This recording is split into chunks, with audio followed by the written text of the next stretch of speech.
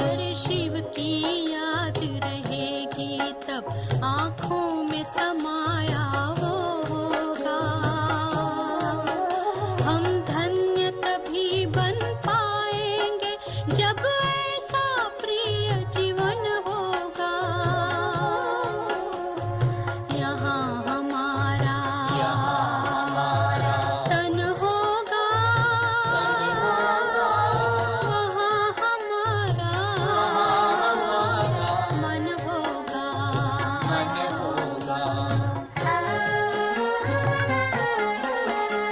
जहाँ होता है मानव का धन, वही होता है उसका मन। इसलिए परमात्मा ने बताया, मुझसे लगा लो अपना मन। हम सा नहीं कोई जमाने में, रचना रचता का ज्ञान जिसे, पर ऐसा भी बनना होगा नहीं कभी अभिमान जिसे। यहाँ हमारा तन होगा, वहाँ हमारा मन होगा।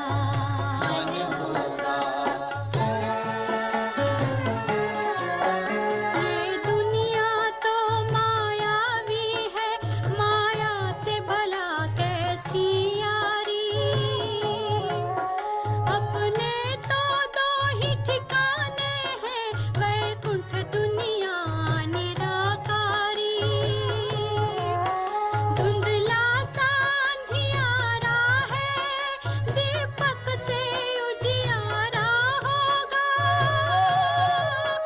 ये आँख भी तन का दीपक है, ये ज्ञान जीवन दीपक होगा। यहाँ हमारा तन होगा, वहाँ हमारा मन होगा। अरे शिव की याद रहेगी तब आँखों में समाया वो होगा। हम धन्य तभी बन पाएंगे जब ऐसा प्रिय जीवन होगा। यहाँ हमारा तन होगा, वहाँ हमारा मन होगा।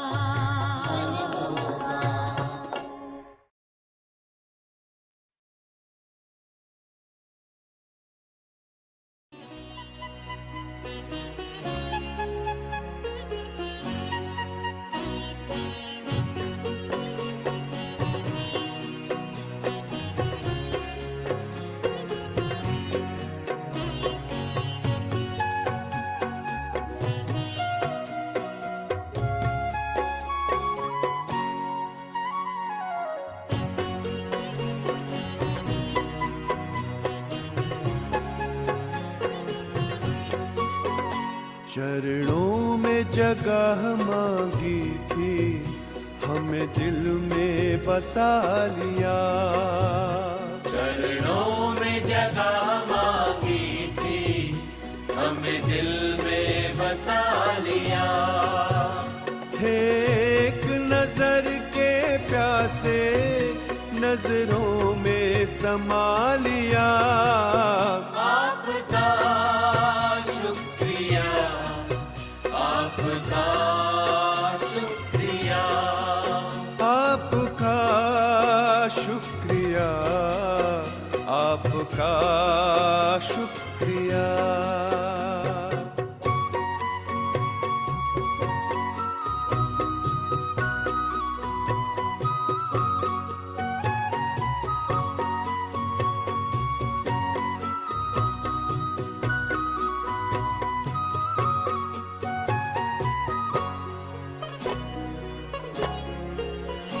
वरदान भरी दृष्टि से हमें बनाया त्रिकालदर्शी।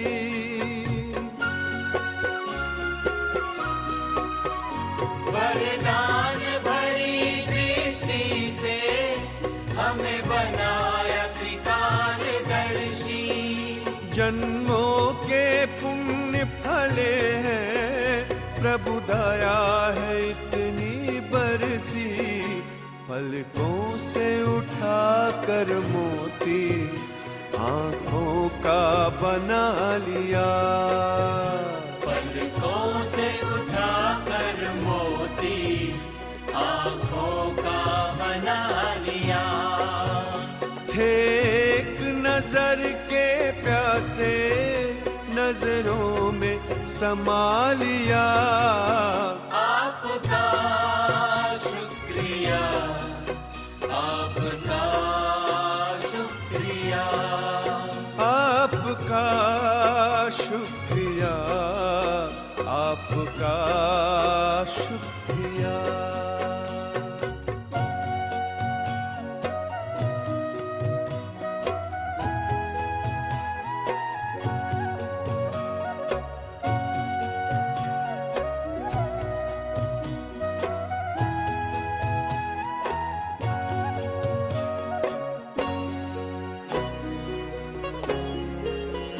खुशियों के पंख लगाकर जी करता है उड़ जाऊं।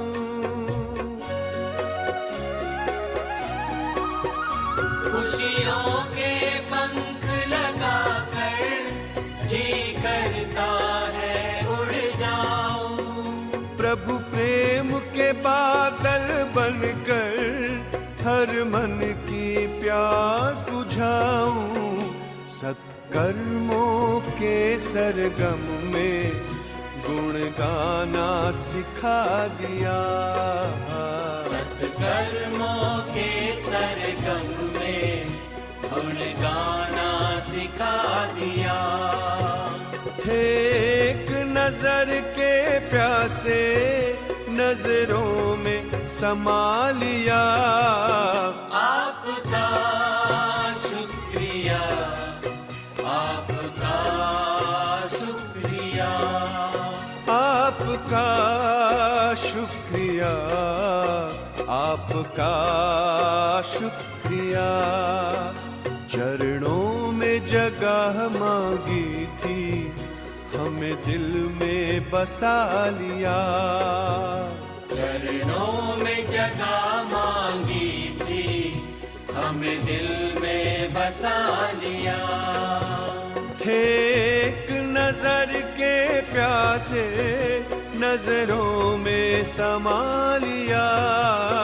आपका शुक्रिया, आपका शुक्रिया, आपका शुक्रिया, आपका शुक्रिया।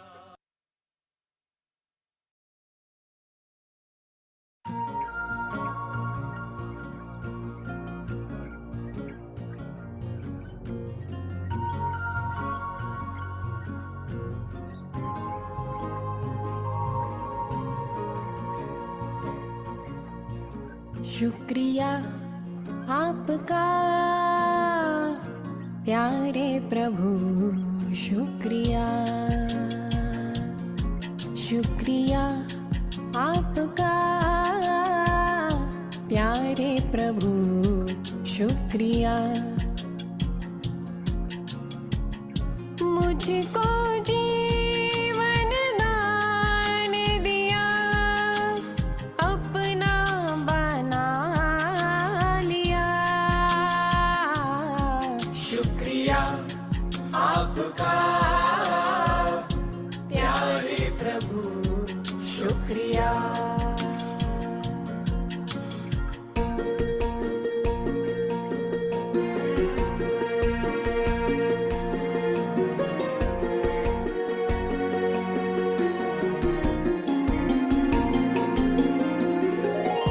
भूल गए थे आपको कई जन्मों की उलझन में,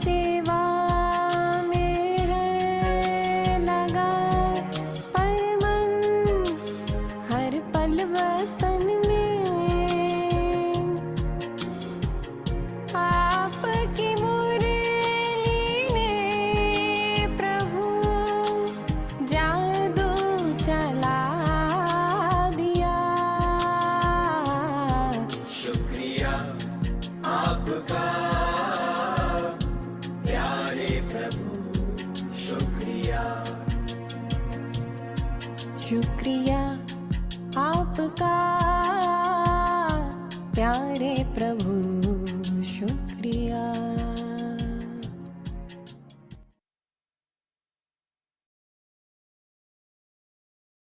शुक्रिया करते हैं परमात्मा का जो हमेशा हमारी रक्षा करते हैं।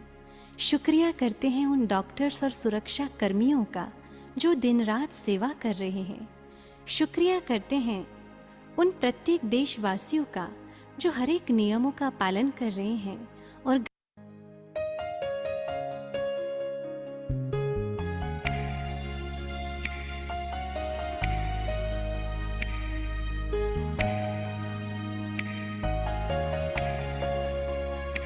शुक्रिया शुक्रिया हे ईश्वर तेरा शुक्रिया शुक्रिया शुक्रिया ओ अल्लाह तेरा शुक्रिया। मुश्किलों से बचाने वाला तू प्राणदाता तेरा शुक्रिया शुक्रिया शुक्रिया हे ईश्वर तेरा शुक्रिया।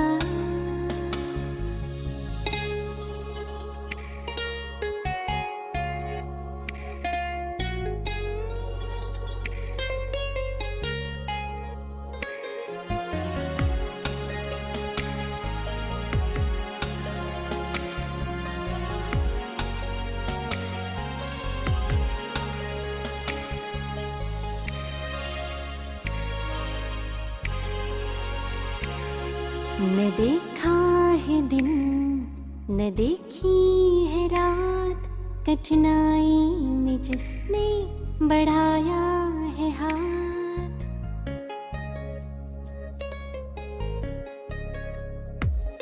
उन डॉक्टर्स को हम करते हैं प्रणाम, सुरक्षा कर्मियों को देते सलाम।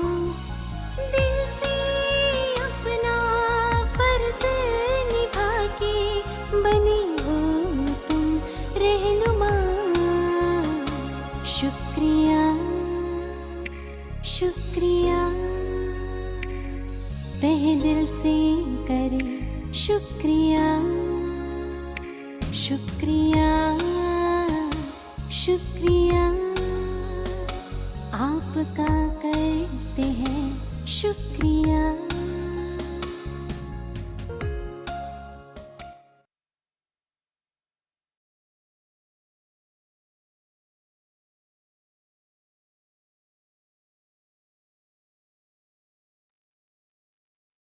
ओम शांति।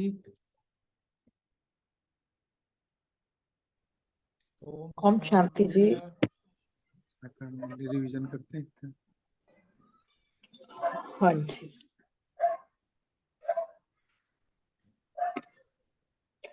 आज की मुरली में बाबा ने पूरी मुरली में हमें कोर्स करवाया है।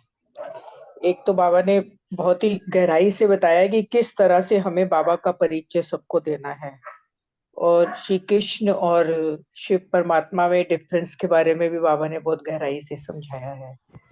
बहुत ही गहरी मुरली है, पूरा कोर्स ही बाबा ने आज करवा दिया है हमें। बाबा ने कहा, एक तो बाबा ने कहा है कि पिता व्रता, पहले पतिव्रता बाबा बोलता है, आज पिता व्रता वर्ड बाबा ने यूज किया है। बाबा ने कहा है कि पावन बन के गति सदगति के लायक बनना है हमें, क्योंकि बिना पावन बने हम गति सदगति को प्राप्त नहीं कर सकते। बाबा ने कहा है पतित आत्मा जो है ना, वो गति सदगति के लायक ही नहीं है।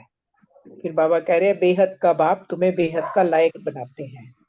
पिता व्रता की निशानियां बाबा ने बताई कि जो पूरा श्रीमत पर चलेंगे, अशरीरी बनने का अभ्यास करेंगे और अव्यभिचारी याद में, मतलब सिर्फ एक शिव बाबा और किसी की याद ना आए, किसी देहधारी की भी याद ना आए। और बाबा ने कहा ऐसे सपूत बच्चे ही हर बात की धारणा कर सकेंगे। जो श्रीमत पे चलेंगे, अशरीरी बनने का अभ्यास करेंगे, अव्यभिचारी याद में रहेंगे, वही धारणा कर पाएंगे। बाबा ने 3 निशानियां बताई हैं। बाबा ने कहा कि फिर वो ऐसे बच्चे जो है सपूत उनका सर्विस के प्रति भी ख्याल चलेंगे, उनकी बुद्धि रूपी बर्तन पवित्र होता जाएगा और वह कभी भी बाबा को फारकती नहीं दे सकते, क्योंकि जब इतनी गहराई से पिता को पहचान लिया, पिता व्रता बन गए, तो बाप को फारकती कभी नहीं दे सकेंगे।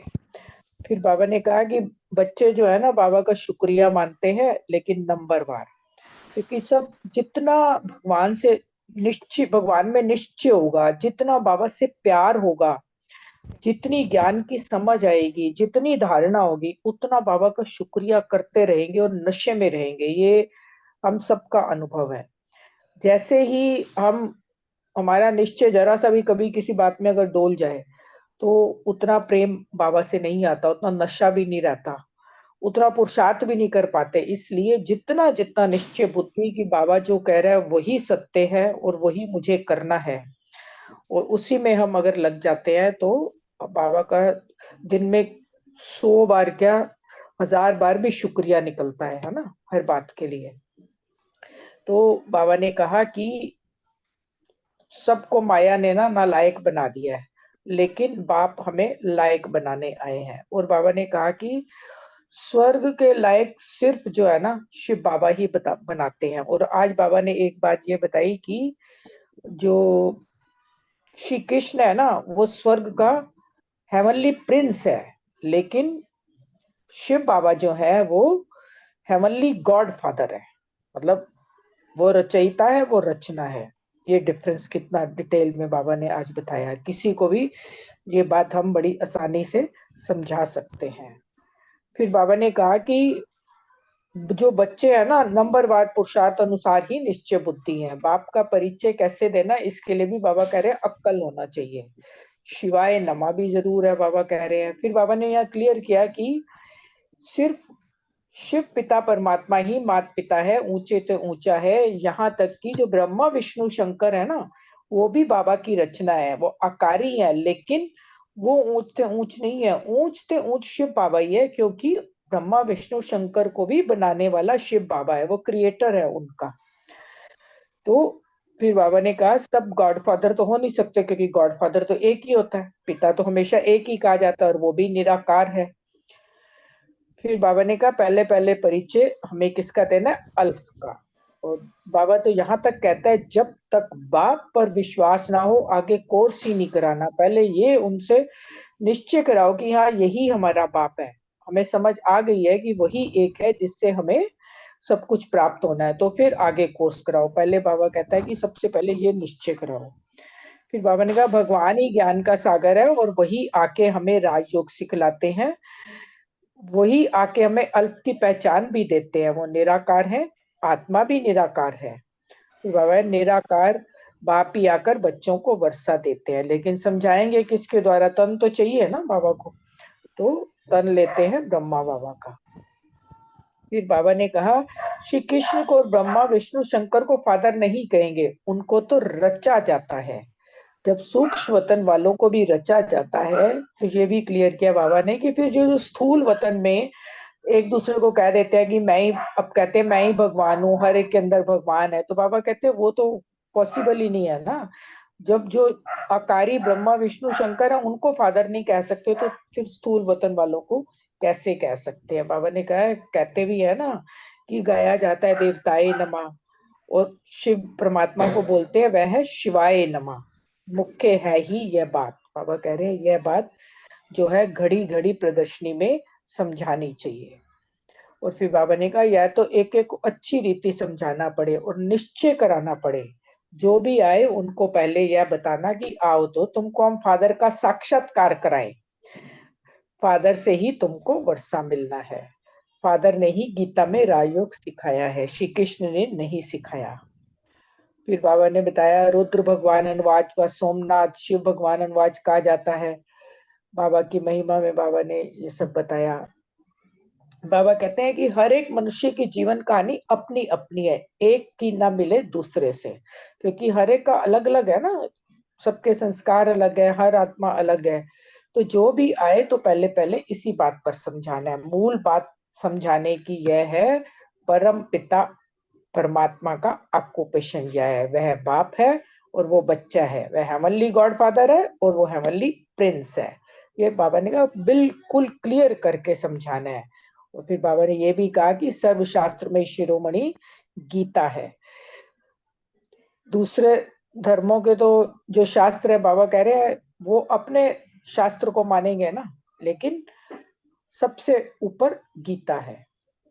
फिर बाबा ने कहा बाप जो नॉलेज देते हैं, वर्षा देते हैं, उसका पुस्तक बना हुआ है। पहले पहले गीता को उठाना है, उसको गीता कहा है बाबा ने। गीता का भगवान कौन है, उसमें ही राजयोग की बातें आती हैं। राजयोग जरूर नई दुनिया के लिए ही होगा, भगवान ही आकर तो पतित को पावन बनाते हैं। पहले पहले बाप का परिचय दे, फिर यह लिखाओ कि बरोबर मैं निश्चय करता हूं कि यही हमारा बाप है। बार बार आज बाबा ने कहा है कि ये निश्चय कराना है कि यही हमारा बाप है। भगवान भक्ति का फल देने आते हैं और भक्ति का फल है कि हमें ज्ञान मिला है, समझ मिली है, रोशनी मिली है, परमात्मा मिला है। वो बेहद का माता पिता है। बाबा ने कहा जगत अम्बा और जगत पिता भी गाए जाते हैं। एडम ईव क्रिश्चियंस का है, बोलते हैं। ईव को वो मदर कहते हैं। राइट वे में ईव कौन है या तो कोई नहीं जानते, बाप बैठ समझाते हैं। हाँ, कोई फट से तो नहीं समझ जाएगा, पढ़ाई में टाइम लगता है। बाबा कह रहे हैं पढ़ते पढ़ते ही तो बेस्टर बनते हैं ना। तो यहाँ भी कुछ लोगों को तो एक हफ्ते में ही अच्छे से ज्ञान समझ आ जाता है और कईयों को कई महीने लग जाते हैं और बीच बीच में से उनको डाउट आता रहता है, संशय आता रहता है। तो ये सब अपनी अपनी समझ है, सबका अपना अपना वो समझने का तरीका है, बाबा ने कहा है। फिर बाबा ने कहा कि रचयिता और रचना का मालूम पड़ जाएगा, क्रिएटर ही नॉलेजफुल है, वही राजयोग सिखलाते हैं। वह कोई राजा नहीं है, वह राजयोग सिखलाए राजाओं का राजा बनाते हैं। क्योंकि शिव बाबा नहीं आते स्वर्ग में, वो हमें बनाते हैं राजाओं का राजा। फिर चित्रों पर भी बाबा ने कहा है कि बहुत अच्छा समझाया जा सकता है। 2-3 दिन पहले भी आया था, चित्रों के ऊपर समझाना है। बाप का ऑक्यूपेशन जरूर चाहिए। श्री कृष्ण का नाम डालने से बाबा ने कहा भारत कोड़ी जैसे बन गया है, और अब शिव बाबा को जानने से भारत हीरे जैसा बनता है। पर बाबा ने कहा जब बुद्धि में बैठे कि यह हमारा बाप है, बाप ने ही पहले पहले नई स्वर्ग दुनिया रची है। बाबा ने बताया कि जो फॉरेनर्स हैं वो भी यहाँ आते हैं राजयोग सीखने, गीता से ही सीखे हैं। अभी तुम जान गए हो, कोशिश करते हो औरों को भी समझाए कि फादर कौन है। फिर सर्वव्यापी का भी बताया बाबा ने कि शिव बाबा सर्वव्यापी नहीं है। अगर वो सर्वव्यापी है, सब में है, तो फिर राजयोग कैसे सिखलाएगा? अगर सब में ही भगवान है तो राजयोग सीखने की जरूरत भी नहीं है।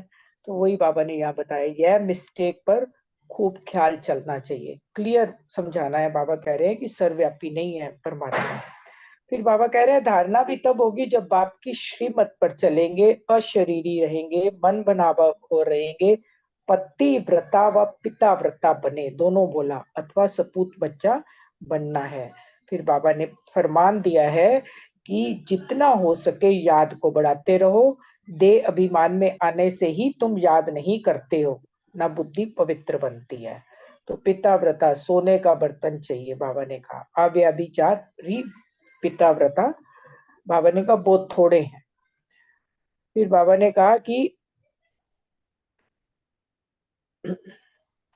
कुछ बच्चे ऐसे हैं कि मम्मा बाबा के बनते भी हैं, सगाई भी करते हैं बाबा से, और फिर क्या कहते हैं 5-6 वर्ष रहकर भी बाप को अथवा पति को फारकती दे देते हैं। माया इतना तंग करती है, बाबा ने कहा। फिर बाबा ने कहा कि ज्ञान का सागर शिव बाबा है, तो अब क्या करना चाहिए? त्रिमूर्ति के बाजू में जगह पड़ी है, उस पर लिखना चाहिए कि शिव बाबा और श्री कृष्ण दोनों के ऑक्यूपेशन ही अलग हैं। पहली बात यह जब समझाओ तब कपाट खुले। तो पहले डिफरेंस पता चले कि गीता का भगवान शिव बाबा है। फिर बाबा ने कहा कि अभी जो है ना, शास्त्रों से यह अनुभव नहीं हो सकता कि यह पढ़ाई कैसी है। यह पढ़ाई सिर्फ यहाँ बाबा ही आकर हम समझाते हैं। बाबा कह रहे हैं तुम्हारी बुद्धि में है कि हम पढ़ते हैं सतयुग के लिए, क्योंकि हम यहाँ पढ़ रहे हैं, हमारी जो ये पढ़ाई है संयुग में इसकी प्रारब्ध मिलती है, प्रेजेंट में तो मिलती है, लेकिन वहां जाकर ही हम देवता बनते हैं। फाइनल पेपर होगा, जाकर राज्य करेंगे। गीता सुनाने वाले जो ऐसी बातें कोई भी समझा नहीं सकते कि बाप से ही वर्षा मिलता है। बाप ही त्रिकालदर्शी है और कोई मनुष्य त्रिकालदर्शी नहीं हो सकता। फिर बाबा कह रहे हैं वास्तव में जो पूज्य है वही फिर पुजारी बनते हैं। ये सारी हमारी ही कहानी है और ब्रह्मा बाबा की कहानी है। हम भी ब्रह्मा बाबा के साथ हैं। फिर बताया कि पहले पहले राधे कृष्ण आते हैं, उनको जन्म देने वाले ऊंच नहीं गिने जाते। वो योग बल से जब श्री कृष्ण को राधे को जन्म देते हैं, इसलिए वह ऊंच गाए जाते हैं। फिर माताओं का बोला बाबा ने कि शिव बाबा जो है इन माताओं को, झुंड को संभालने के लिए ही साधारण तन लेते हैं, जिससे खर्चा चलता रहा। शिव बाबा का भंडारा है, भोला भंडारी अविनाशी ज्ञान रत्नों का भी है, और फिर अडॉप्टेड बच्चे भी है, उन्हों की भी संभाल होती है, बाबा ने कहा। फिर बाबा ने वरदान दिया है कि हम, एक तो बाबा ने धारणा बोला है कि विचार सागर मंथन कर अल्फ को सिद्ध करना है, निश्चय बुद्धिबंद सेवा करनी है। वरदान दिया बाबा ने स्व परिवर्तन द्वारा विश्व परिवर्तन के निमित्त बनने वाले श्रेष्ठ सेवाधारी भव। यहाँ पे बाबा ने बताया है कि जब तक हम स्वयं में परिवर्तन नहीं करेंगे, बाबा ने कहा तुमने कॉन्ट्रैक्ट लिया है, स्वयं को परिवर्तन करना है। स्वयं परिवर्तन ही विश्व परिवर्तन का आधार भी है। बाबा कह रहे आत्मा को ना खुद को ही बदलने की मेहनत करनी पड़ती है, दूसरे को नहीं बदल सकते हैं। वो जब हम खुद बदल जाएंगे तो सामने वाला हमें देख के स्वतः ही बदल जाता है। और इसमें बाबा ने ये भी कहा कि जो ऐसा भी है कि जब हम बदल जाते हैं तो कई लोग जो हमें बंधन डालते हैं, तो हमारे में परिवर्तन देखकर फिर वो भी बदल जाते हैं। इसको ही बाबा ने श्रेष्ठ सेवा कहा है। स्लोगन में बाबा ने कहा है कि समय, संकल्प और बोल की एनर्जी को वेस्ट से बेस्ट में चेंज कर दो तो शक्तिशाली बन जाएंगे। ओम शांति। बहुत अच्छी मुरली है। थैंक यू सबका, शुक्रिया बहुत बहुत। ओम शांति। थैंक यू अनिता बहन, साकार मुरली रिवीजन कराने के लिए।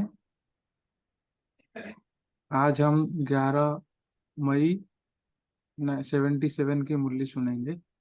तो वही थोड़ी बड़ी मुरली है और इसलिए थोड़ा क्वेश्चन ज़्यादा हो गए थे। जितना हो सके अपने हिसाब से आप कवर करना। रजनी बहन के लिए क्वेश्चन नहीं दिया था, अब रजनी बहन को 9 और 11 नंबर की क्वेश्चन दिए हैं। रजनी बहन कंफर्टेबल है तो बताएं। अभी मैं कुछ मुरली को पढ़कर, पढ़ने में तो पूरा टाइम लगेगा, तो इसलिए मैं पढ़कर थोड़ा सा अपना नोट तैयार किया था। तो नोट से मैं पढ़कर सबके सामने बता रखता हूँ, और मैं भी खुद पढ़ता हूँ, समझता हूँ। तो इसमें आपको जैसे लगे फिर अपना विचार रखना। ओम शांति।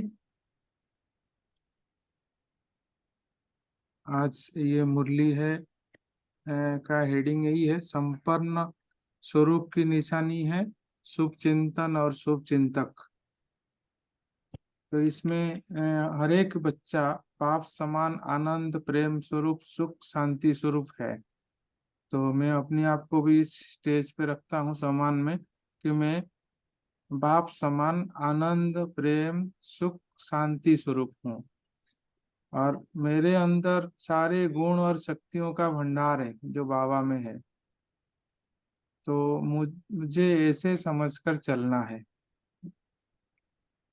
चलता हूँ और कहीं कमी रहता है तो आगे और सोच के ऐसे सम्मान से चलूंगा, मेरा हर कदम इस सम्मान के साथ हो। तो संपन्न स्वरूप की 2 निशानी है। एक तो है शुभ चिंतन, जो अपने लिए हम शुभ चिंतन करते हैं स्वयं के प्रति, और एक है शुभ चिंतक जो सर्व के प्रति। जो शुभ चिंतन वाला होता है ना, उनके पास अशुभ और व्यर्थ जो चिंतन होता है जो काम के नहीं है, वो समाप्त हो जाता है। क्योंकि शुभ चिंतन के पास ना अथाह खजाना है। मेरे पास बाबा से जो मुरली में रोज सुनता हूँ, वो मुरली ईश्वरीय मुरली है, खजाना, और ये अखूट खजाना है। इस खजाने से मैं अपने आप को पालना देता हूँ, और दूसरों को भी पालना देता हूँ। तो ये शुभ चिंतन जो होता है, शुभ चिंतन बाबा ने बोला समर्थ संकल्प। शुभ चिंतन हो गया समर्थ संकल्प। वो कहाँ से मिलता है? हाँ, मुरली से। रोज हम मुरली सुनते हैं, वरदान सुनते हैं, बार बार रिवाइज करते हैं, मन में अपने लिए पुरुषार्थ फिक्स करते हैं, तो ये हो गया शुभ चिंतन। समर्थ है तो व्यर्थ नहीं, व्यर्थ होगा तो समर्थ नहीं। जैसे रात और दिन का है, रात होगा तो उस टाइम दिन नहीं होगा। तो ये अमृत वेले बाबा ने आज बताया कि अमृत वेले का महत्व क्यों है ना, शुभ संकल्प से जुड़ा हुआ है, आदिकाल का संकल्प से। तो शुभ संकल्प जो है अमृत वेले का, अमृत वेले आंख खोला तो पहला संकल्प आता है कि बाबा को देखता हूँ मन में और बाबा को गुड मॉर्निंग करता हूँ। साथ साथ जो श्रेष्ठ संकल्प है, मैं अपने मन से कुछ संकल्प लिखा हूँ। तो हम संकल्प करते हैं, भगवान भाग्य विधाता बाप मुझे उठाया है, सर्वशक्तिवान की छत्र छाया में हूँ, मैं विघ्न विनाशक हूँ, मैं विजयी रतन हूँ, मैं क्रोध मुक्त आत्मा हूँ। जैसे इस बार सूरज भाई जी ने हमको 21 दिन के लिए करने के लिए बोला है।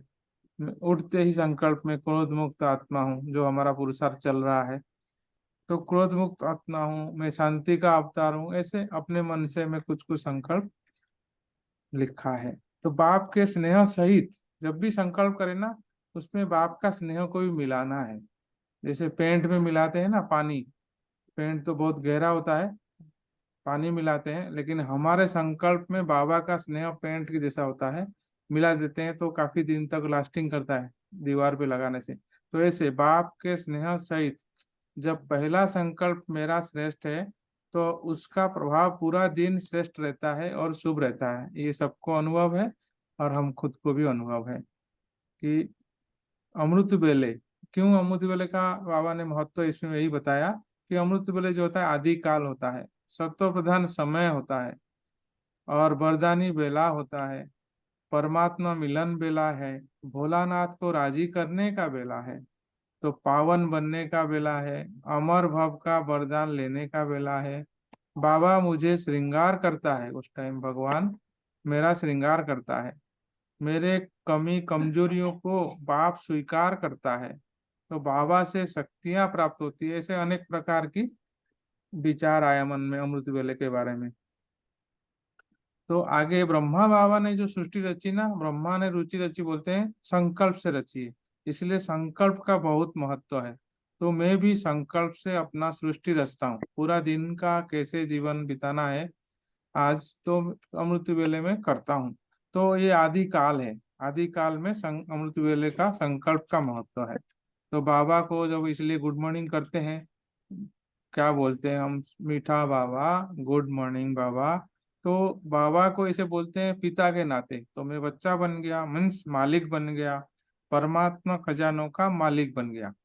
तो बाबा से इस टाइम अमृत वेले समान भव का वरदान मिलता है। समान भव का जो वरदान होता है ना, सबसे बड़ा वरदान होता है, क्योंकि भगवान अपने समान भव का वरदान दे दिया, मीन्स उसका जितना सब कुछ है उसके पास, वो मेरे पास हो गया। तो उसका मैं, मीन्स जैसे होता है ना, गाड़ी खरीदते हैं तो बोलते हैं फुल्ली लोडेड गाड़ी है, मीन्स बहुत प्रकार के उसके अंदर फैसिलिटीज होते हैं।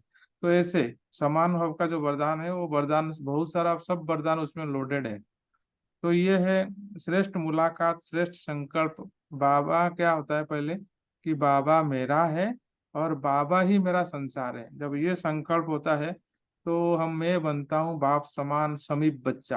तो जो नंबर 1 फर्स्ट क्लास जो लिस्ट होता है यही है। तो इसलिए बोलता बाबा कि साथ का है, मतलब साथ है, हम दोनों कंबाइंड है, एक है। तो इसलिए बाबा सेकंड कैटेगरी का भी बताता है कि सेकंड कैटेगरी जो होते हैं ना, वो सब में समान बन के नहीं मिलते, वो सम्मुख से मिलते हैं, सम्मुख से मिलते हैं। तो सम्मुख से मिलते हैं, उनको वरदान भी मिलता है, लेकिन इसमें थोड़ा सा फर्क है कि वो समान बनते हैं तो उनको संकल्प करके वरदान का अनुभव नहीं होता है, वो उनका वरदान ही मूर्त हो जाते हैं वो। लेकिन जो सेकंड कैटेगरी होते हैं वो शुभ संकल्प स्वरूप में रहकर अनुभव करते हैं। और थर्ड कैटेगरी का तो बाबा ने बताया कि लीला ही विचित्र है ना, बहुरूपी होते हैं, कभी बच्चा बन जाते हैं तो कभी मांगने वाले बन जाते हैं, मिक्स्ड अनुभव होता है उनको। और फर्स्ट कैटेगरी के लिए भी बाबा ने और थोड़ा सा अच्छे से बताया कि सदा श्रेष्ठ संकल्प में रहते हैं, बाप समान स्वरूप का मिलन निरंतर शुभ चिंतन में स्वतः रहती है, जबकि सेकंड कैटेगरी को स्वतः नहीं रहती है, उनको बार बार अटेंशन दे के शुभ चिंतन में रहना पड़ता है।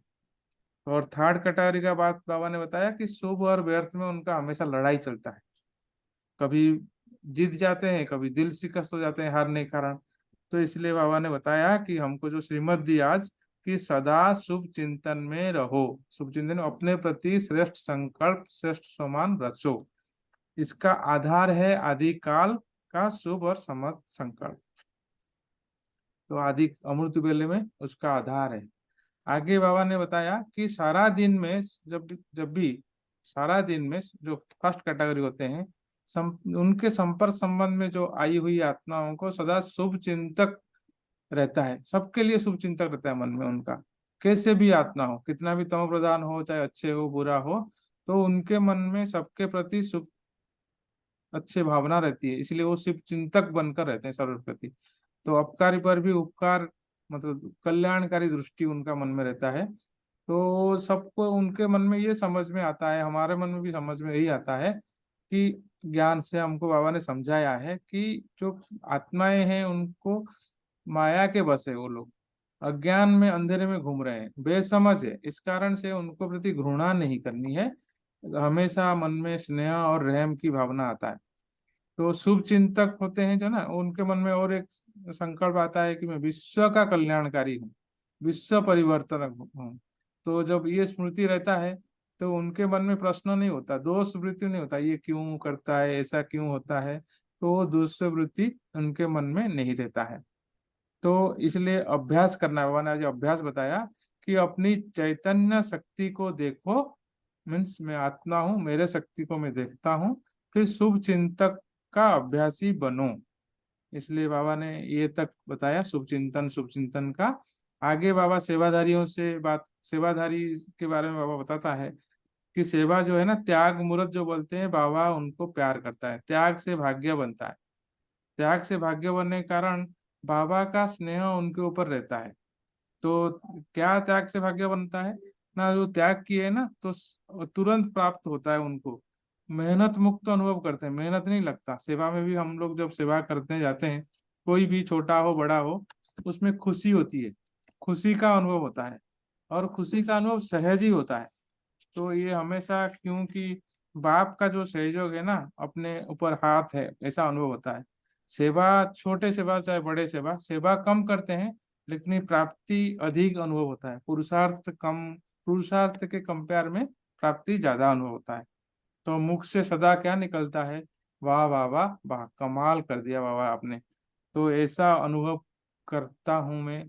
तो इससे लिफ्ट मिलता है, क्या लिफ्ट मिलता है ना, उड़ने का हल्कापन अनुभव होता है। तो ये अनुभव ही हम सबको ब्राह्मणों को यादगार बना देता है, हमेशा के लिए अनुभव यादगार बन जाता है। तो इसलिए सेवा करना बहुत जरूरी है।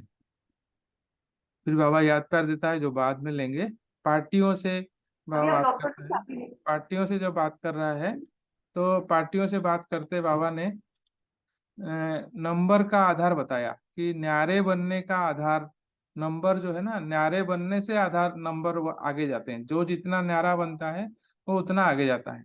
तो इसमें बताया है बाबा का प्यारा कौन है ना, बाबा का प्यारा वो है जो न्यारे शरीर से न्यारे रहते हैं, आत्मिक स्मृति में रहते हैं। और बाबा का प्यारा क्यों बनते हैं ना, बाबा प्यारा क्यों बनता है, बाबा प्यारा इसलिए बनता है कि बाबा कभी दुनिया में आता ही नहीं है, बाबा हमेशा न्यारा रहता है, इसलिए बाबा प्यारा रहता है। वो जन्म मरण में आता तो फिर तो वो प्यारा नहीं होता, हमारे जैसे है ना, घिस जाता।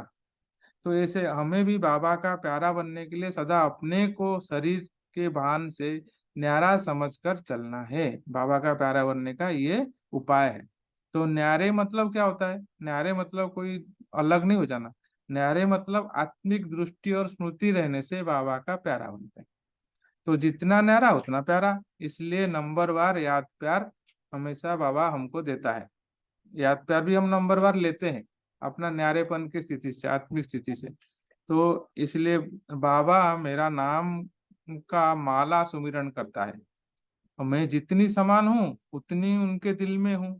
तो आत्मा कराने वाली है, इसलिए न्यारापन का बाबा ने अभ्यास भी कराया इसमें कि आत्मा कैसा है, आत्मा कराने वाली है और कर्मेंद्रियों द्वारा कराने वाली है, करने वाली कर्मेंद्रियां हैं। ये स्मृति से न्यारा बनता है। तो ये पाठ जो है पहला आत्मिक पाठ, आत्मा का पाठ पक्का करने से पिता का प्यारा बनेंगे और पिता के खजाने के अनुभवी अधिकारी अनुभव करेंगे। तो बाबा मिला सब कुछ मिला, ये खाली बोलने के लिए नहीं है, लेकिन सचमुच ऐसा अनुभव होता है कि बाबा मिला सब कुछ मिला। तो सुख साथी आनंद में मगन हो जाते हैं वो। तो ये नशा रहता है कि मिल गया, पा लिया और कुछ पाना बाकी नहीं। तो सर्व से श्रेष्ठ समान यही है, आज क्वेश्चन में बताया, जो हमारा रजनी बहन भी बताएंगे और रितु बहन भी। तो श्रेष्ठ समान यही है, बाबा ने आज बताया, ऊंचे ते ऊंच बाप के ऊंचा ब्राह्मण बच्चा हूँ। तो इस सेट पर बैठने से माया हिलेगी लेकिन मुझे नहीं हिला पाएगी। तो इसलिए शुभ चिंतन का जो खजाना है बाबा से मिला है, इसको मनन करना, हमेशा सुमिरन करना, यूज करना, तब खुशी का मक्खन निकलेगा मनन करने से। तो जीवन मक्खन खाएंगे तो जीवन शक्तिशाली होगा, अंगत समान एक रस स्थिति बन जाएगी। फिर बाबा एक और सब्जेक्ट में बात कर रहा है, शस्त्रधारी। शस्त्रधारी मतलब शस्त्र मीन शक्तियां। तो शक्तियां जब हमारे पास होता है, शस्त्रधारी हम होते हैं, तो माया डरता नहीं है, माया से डरते नहीं हम। तो सदा शस्त्रधारी, सदा निर्भय, सदा निर्विघ्न, सर्वा सदा विजय रहते हैं। तो पांडव के लिए बाबा ने बताया, पांडव विजयी बनते हैं, सदा विजयी, क्योंकि प्रभु के साथी है। साथ का अनुभव, बाबा का शक्ति व गुणों का अनुभव पांडव करते हैं। और बाबा ने एक बहुत अच्छी चीज बताई तीव्र पुरुषार्थी के लिए, जो घर बैठे हमको लटरी मिला है ना, प्राप्ति का समय अभी है, तो थोड़े समय तक ये प्राप्ति है, बाद में ये पश्चाताप में परिवर्तन हो जाएगा। इसलिए स्पीड को तेज करना है, जल्दी जल्दी पुरुषार्थ करना है, तीव्र पुरुषार्थी बनना है। तो स्लोगन याद रखना है, अब नहीं, अभी नहीं तो कभी नहीं। साथ में और बाबा ने बताया, आज भी नहीं, अब अभी अभी करना है। तो इसलिए झोली जितना चाहो अभी भर लेना है। और फिर बाबा ने बताया कि विश्व कल्याणकारी का स्थिति बनाने के लिए, तो इससे क्या होता है, सारी रस्सियां तोड़ेंगे तब जाके। हम रस्सियां बांध के रखते हैं ना, मन की रस्सियां ज्यादा बंधा हुआ है, स्थूल रूप में जितना नहीं है, मन से ज्यादा बंधा हुआ है। तो हद की रस्सी जो है उसको टूटी हुई हो। तो सबका कल्याण करके घर जाना है, क्योंकि वापस भी तो जाना है, फिर आना है। तो जाने का टाइम भी बाबा ने बताया कि सहज जाना है या खींचातानी में जाना है, कसमा कस में युद्ध करते हुए जाएंगे, नहीं, सहज जाने की तैयारी करना है। सहज कैसे जाएंगे, वो है न्यारापन, जितना बाबा की साथ रहेंगे, अपना हिसाब किताब चुक्त करेंगे, वही सहज जा पाएंगे। तो इसलिए डायरेक्ट जाना है या भाया होकर जाना है, भाया मीन्स कष्टमपुरी, धर्मराज का पुरी जो है, धर्मराज के सजाओं से थ्रू गुजारना है। तो कस्टमपुरी बाबा ने बताया कि जैसे बाहर से लोग आते हैं ना, कोई चीज गलत चीज ले आते हैं तो उसको कस्टम ड्यूटी देना पड़ता है, ऐसे हमारे पास चेक करना है, अंदर से बाहर से सब चेक करके समेटने की शक्ति द्वारा अच्छी तरह से समेट कर बाबा के हवाले कर उड़ना है ना। जो चीज हमारे पास है वो बाबा को मन से समर्पित करे, अर्पण करके खाली होके रहना है बहुत काल का अभ्यास से, तब जाके हमारा कस्टम ड्यूटी, कस्टम क्लियरेंस भी लेना ही नहीं पड़ेगा। ओम शांति, थैंक यू। अब हम क्वेश्चन आंसर करेंगे थोड़ी देर, बाबा को याद करेंगे, साइलेंस में रहेंगे। मैं क्वेश्चंस रखता हूँ सामने स्क्रीन पे, आप कर सकते हैं।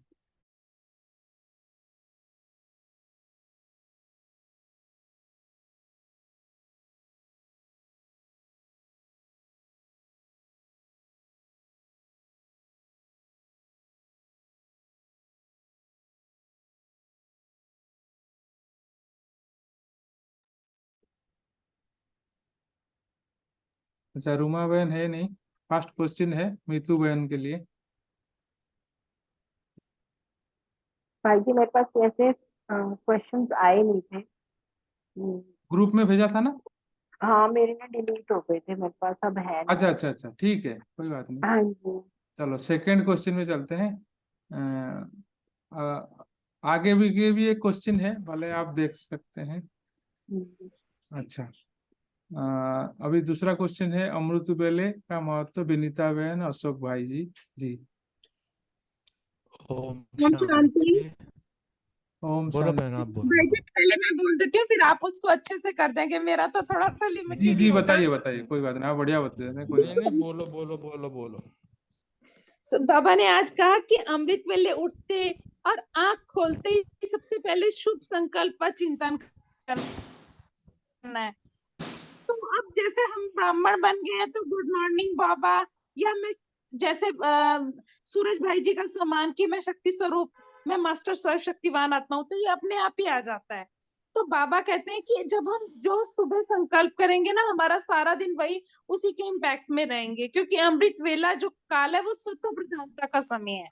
इस समय सारी आत्माएं सोई होती हैं और सभी शांत होती हैं, और ऐसे समय में अगर हमारा मन मन भी अपने आप ही शांत होता है, तो शांत अवस्था में हम परमपिता परमात्मा से उनसे शक्तियां ले सकते हैं और अपनी बैटरी को चार्ज कर सकते हैं। इसलिए अमृत वेले पहले संकल्प शुद्ध लेना, और उस हिसाब से जैसा अमृत वेला होगा वो पूरा दिन वैसा जाएगा। इसलिए बाबा ने अमृत अमृत वेले का महत्व तो शुरू से भक्ति काल में भी है, तो शुरू से ही मतलब ये तो पता ही है। भक्ति में भी हम लोग क्या करते थे, सुबह उठते के साथ ही मंदिर जाना, शुभ संकल्प करना, लेकिन तब क्या होता था कि भाई कि सारे कुल का भला हो, हद का, अपने परिवार का। लेकिन जब अब हम अमृत वेला उठते हैं तो ग्लोब पर बैठकर जो सब तरफ किरणें भेजते हैं वो बेहद का, यानी कि हद से बेहद में आ रहे हैं। तो स्वचिंतन से हमारा अपना कल्याण होता है और अपने कल्याण से फिर विश्व का कल्याण होता है। ओम शांति। बहुत सुंदर विनीता बहन, बहुत अच्छे तरीके से आपने समझाया, शुक्रिया बाबा का। इसमें यह है कि अमृत वेले को इसलिए क्योंकि उस वक्त जो है वायुमंडल बिल्कुल सत्व प्रधान होता है। अन्य आत्माएं जो होती हैं, कलयुगी आत्माएं जो है उस वक्त जो है वो लगभग लगभग सोई हुई होती हैं, और इसीलिए इसको जो है अमृत वेला, अमृत वर्ड इसमें ऐड किया हुआ है। इस वक्त जो है जो बाबा के जो बच्चे हैं जो पुरुषार्थ करना चाहते हैं, वो उनके लिए जो पुरुषार्थ है बहुत सहज हो जाता है और सहज प्राप्ति होनी हो जाती है, क्योंकि डायरेक्ट बाबा के साथ एक कनेक्शन जुड़ जाता है। क्योंकि दूसरे कनेक्शन इस वक्त जो है वायुमंडल के जो दूसरे कनेक्शन हैं वो खाली होते हैं। जैसे पुराने टाइम पे जब टेलीफोन किसी को मिलाते थे तो ऐसे टाइम पे करते थे ताकि दूसरी लाइनें आपस में जुड़े, लाइन बिल्कुल क्लियर मिल जाए। इसीलिए अमृत वेले का महत्व बताया है। और उस दिन जब सुबह मॉर्निंग अब अमृत वेले में जब बैठते हैं, जब बाबा से कनेक्शन होता है, तो एक तरीके से हमारी आत्मा तृप्त हो जाती है, आत्मा में भरपूरता आ जाती है। जब हमारे आत्मा में भरपूरता आ जाती है, वो कहते हैं ना जैसे किसी चीज की शुरुआत होती है तो वैसे सारा दिन निकलता है। तो इसी प्रकार जब हमारा ऐसा समय हमारे जो बाबा के साथ जब एक भरपूरता आ जाती है, तो पूरे दिन हमारे कर्म भी श्रेष्ठ हो जाते हैं, हमारे संकल्प भी श्रेष्ठ होते थे, सारा दिन उमंग उत्साह में रहते हैं। और उस वक्त जो ये इसको बाबा ने जो है ये अमृत वेला एक तरह से ये फाउंडेशन है। जैसे क्या कोई बिल्डिंग बनाते हैं तो सबसे पहले फाउंडेशन पे ही जोर दिया जाता है कि फाउंडेशन में किसी भी प्रकार की कोई कमी कमजोरी ना रह जाए, वीकनेस ना रह जाए। तो इसी प्रकार हमारे पूरे दिन की दिनचर्या के लिए जो है अमृत वेला एक फाउंडेशन है। ये इस प्रकार जैसे ही हम अपने अमृत वेले को जितना पावरफुल बनाएंगे, सारा दिन हमारा उसी प्रकार जो है निकलेगा। क्यों? संकल्प के जो बीज डाले रहते हैं वो सुबह अमृत वेले में डालते हैं, आज मेरी दिनचर्या मुझे कैसे कैसे कार्य करना है। तो कर्म जो है उसकी एक रूपरेखा जो होती है उस वो भी बनाई जाती है, और पूरे दिन के लिए उसमें जो है हम अटेंशन देते हैं। और इस प्रकार जब हम अमृत वेले को दूसरी तरफ अगर देखे जाए, तो अमृत वेले का जो महत्व है ये सभी धर्म वाले भी मानते हैं, सभी धर्म की आत्माएं जो है अमृत वेले उठकर ही अपने इष्ट को जो है याद करती हैं। तो इस प्रकार जो है अमृत वेले को ब्रह्म मुहूर्त भी कहते हैं। और उसमें फिर जो है यही हमारे सामने जो है सर्व प्राप्तियों को, शक्तियों को पावर करने का जो है एक आधार बनता है। अगर हमारा आदिकाल अर्थात सुबह का अमृत वेला हमारे पूरे दिनचर्या का तो आदिकाल वही हो गया ना, अगर वो ठीक नहीं होता तो पूरा दिन भी जो है सक्सेसफुल नहीं होता, उसमें भी किसी प्रकार की कहीं ना कहीं कमी रहती है। अब हमारा और सबका अपना अपना अनुभव है कि जिस दिन कभी किसी वजह से अगर अमृत वेला पावरफुल ना हो तो कहीं ना कहीं कोई कमी रहती है कि आज कुछ कमी रह गई है। तो इसी प्रकार बाबा वो अपने वरदानों में भी यही कहते हैं कि अमृत वेले ही करो। अमृत वेला अगर ठीक होगा तो सब कुछ ठीक होगा।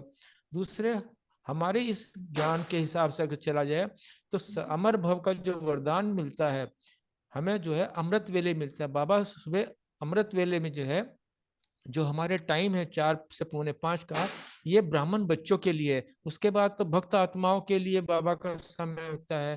तो इसलिए जो हमारे बच्चों को जो वरदानों की जो वेला है वो अमृत वेला ही है। इस प्रकार बाबा जो है अमृत वेले में बहुत जितना कहो उतना है। हमें जो है अमृत वेले का महत्व रखना है। जितना हम अमृत वेले का महत्व रखेंगे उतना ही हम महान बनते जाएंगे। ओम शांति। जी थैंक यू। आगे अनीता बहन, रूमी बहन जी का है। हाँ हाँ ओम जी। शांति। ओम बहुत जी। अच्छा क्लियर किया भाई जी ने, वनीता बहन ने।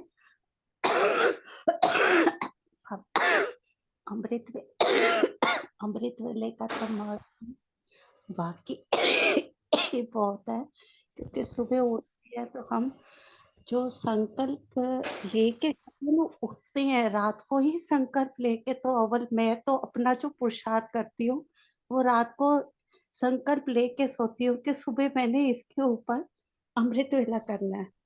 तो जैसे स्वमान लेके, क्योंकि कई बार मैंने नोट किया है कि वो स्वमान नहीं सोचा होता तो सुबह थोड़ा सा टाइम वेस्ट होता है कि आप कौन सा स्वमान लेना है। तो जितना मतलब कि ये नोट किया है कि जितना अमृत वेला हमारा पावरफुल होता है, पॉजिटिव होता है, तो बाबा से अमृत वेला का टाइम होता है कि जिसमें हम उठते ही, जो मेरा क्वेश्चन का आंसर था कि उठते ही हम सॉरी, पहले हमारी स्थिति कैसे श्रेष्ठ बनती है कि उठते ही हमें और किसी की याद ना आए। उठते ही हमें पहले बाबा की याद आए, बाबा को गुड मॉर्निंग बोल के। जब हम बाबा से गुड मॉर्निंग बोलते हैं तो गुड मॉर्निंग, बालक कहते हैं ना, बच्चा जैसे माँ बाप को भी हम बचपन में बच्चों को संस्कार देते हैं, बेटा उठो, सबको राम राम करो, गुड मॉर्निंग बोलो, ओम शांति बोलो, कुछ भी। तो ऐसे ही उठते पहले, सबसे पहले बच्चा बनकर बाबा को गुड मॉर्निंग बोलते हैं, और फिर बाबा से गुड मॉर्निंग करके अमृत वेले तो वो सतो प्रदान शांति शांति का वातावरण होता है। तो उस टाइम हम भी फुल्ली चार्ज होते हैं। तो वो बाबा से कहते हैं कि हमारी जो चार्जिंग होती है, बाबा से हम सब शक्तियां कहते हैं बहुत इजीली, क्योंकि कोई डिस्टरबेंस नहीं होती, तो हम अपनी बैटरी फुली चार्ज कर सकते हैं। तो बाबा से उस टाइम हम जब कंबाइंड रूप में बाबा से कनेक्ट होते हैं तो बाप के हम सब खजानों के मालिक बनते हैं। तो बाबा भी हमें सर्व खजानों का वो मालिक, क्योंकि हम बाबा से उस टाइम कंबाइंड है, तो बाबा भी हमें सर्व खजानों का हमें मालिक, वो सब शक्तियां हमारे में जैसे फील होता है कि वो हमारे में ट्रांसफर हो रही है, और वही शक्तियां फिर हम सारा दिन जैसे चार्ज होके वही शक्ति हम सारा दिन फिर यूज करते हैं। किसी को जैसे तो ऐसे हम बाबा के मालिक सो मालिक बच्चे बनते हैं। तो ये हमारा जो हम फीलिंग होती है कि हम बाबा के अब अभी हम अधिकारी बच्चे बन के बाबा के मालिक, तो वो कहने का मतलब कि हमारा पहला संकल्प ही वो जो हमने लिया था, सुमान लिया, वो हमारा संकल्प ही समर्थ हो गया। तो समर्थ होने से बाबा भी फिर हमको क्या करता है, पहला संकल्प समर्थ होने से बाप भी हमें समान भाव का हमें वरदान देते हैं, और जिस वरदान में सारे ही वरदान समाये। ओम शांति। शुक्रिया पापा। और ओम कुछ शांति क्लैरिटी भाई। आप प्लीज क्लियर कर देना। Thank you. नहीं, बहुत अच्छा, थैंक यू रोमी बहन। हाँ जी, आगे क्वेश्चन अनीता बहन। हाँ मीटू बहन, कुछ बोलना है आप? हाँ जी, इसका मैं थोड़ा सा बोलना चाहूंगी, हाँ बोलिए ना। इसी क्वेश्चन का आंसर। हाँ हाँ जैसे ब्रह्मा ने भी, बाबा ने कहा कि ब्रह्मा ने संकल्प से सृष्टि रची और सृष्टि रचने का जो समय था वो आदिकाल था, ऐसे ही सारे दिन का जो आदिकाल यानी अमृत वेले का जो समय है, तो उसमें भी हम जो भी संकल्प रचते हैं फिर सारा दिन हमें उसकी पालना भी करनी होती है। जो भी वरदान हम बाबा से लेते हैं अपनी मनपसंद का, चाहे अमर भव का वरदान लें चाहे समान भव का, कोई भी लें, फिर उसको सारा दिन हर 1 घंटे के बीच में उसको रिवाइज करते रहना है। और रिवाइज करने से क्या होगा, स्मृति स्वरूप बनने से बार बार फिर वो हमारी शक्ति बन जाता है, वो वरदान हमें सहयोग देने लगता है सारे दिन में और मेहनत कम लगती है। और अगर हर घंटे में हमने रिवाइज नहीं किया है उस वरदान को, तो वो बीच बीच में भूल जाता है, दिनचर्या में आते, लोगों के संबंध संपर्क में आते, काम करते हुए भूल जाता है। तो वो हमें जो सुबह हमने संकल्प लिया है वो हमें हर घंटे में रिवाइज करना है, तो वो वरदान जैसे कि अपना हो जाता है, अपने आप वरदान काम करने लगता है, उसमें हमारी मेहनत समाप्त हो जाती है। तो इसीलिए आदिकाल के समय, अमृत वेले के समय जैसा हमने संकल्प किया, सारे दिन की दिनचर्या फिर ऑटोमेटिकली सेट हो जाती है और मेहनत खत्म हो जाती है। तो पहला संकल्प बहुत सोच समझ के ही करना है, और आंख खोलते ही जैसे हमने संकल्प किया कि बाप के सिवाय हमें और कोई भी दिखाई ना दे, जैसे फरिश्ता स्वरूप में गुड मॉर्निंग की और बाबा के पास बाबा की फेवरेट ड्रेस पहन के फरिश्ते की और बाबा के पास सूक्ष्म वतन में उड़ गए, इमीडिएटली वही सीन दिखाई दे। तो इस तरह से स्थिति अपनी पावरफुल बन सकती है। ओम शांति। जी, बहुत अच्छा। ओम शांति। विजय भाई टर्न ले लें, फिर कनेक्टिविटी जी का कई जी, बार इशू आ जाता है। जरूर जरूर। ओम शांति। अपना जो प्रश्न है कि जो शुभ चिंतक आत्माएं शुभ चिंतन करते हुए उनकी निशानियां क्या हैं, बेसिकली बाबा ने जो हमें जो ज्ञान दिया है ये शुभ, इसका जब हम शुभ चिंतन करते हैं तब शुभ चिंतक बनते हैं। शुभ चिंतन ही बड़ा आवश्यक है। और शुभ चिंतन का जो मेन सोर्स हम करते हैं बेसिकली, वो जो महावाक्य हमें हर रोज मिलते हैं, शुभ भगवान नवाज, वो चिंतन ही हमें शुभ चिंतक बना देता है। तो यहाँ निशानियों में ये बात आ गई कि हम ना जब शुभ चिंतन में रहते हैं तो शुभ चिंतक सदा शुभ भावना शुभ कामना हर आत्मा के प्रति रहती है, चाहे किसी भी तरीके की कैसे भी आत्माएं हैं।